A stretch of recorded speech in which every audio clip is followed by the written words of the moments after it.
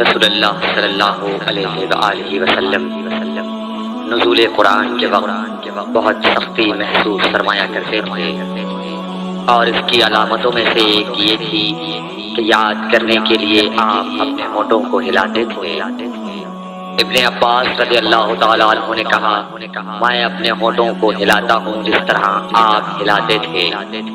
سعید کہتے ہیں، میں بھی اپنے ہونٹ ہلاتا ہوں جس طرح ابن عباس رضی اللہ تعالیٰ عنہ کو میں نے ہلاتے دیکھا۔ پھر انہوں نے اپنے ہونٹ ہلائے۔ ابن عباس رضی اللہ تعالیٰ عنہ نے کہا، پھر یہ آیت اتری کہ اے محمد، قرآن کو جلد جلد یاد کرنے کے لیے اپنی زبان نہ ہلاؤ، اس کا جمع کر دینا اور پڑھا دینا ہمارا ذمہ ہے۔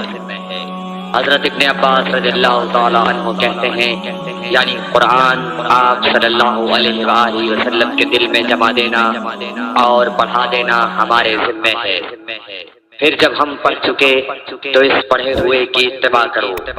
ابن عباس رضی اللہ تعالیٰ عنہ فرماتے ہیں، اس کا مطلب یہ ہے آپ اس کو خاموشی کے ساتھ سنتے رہو، اس کے بعد مطلب سمجھا دینا ہمارے ذمہ ہے۔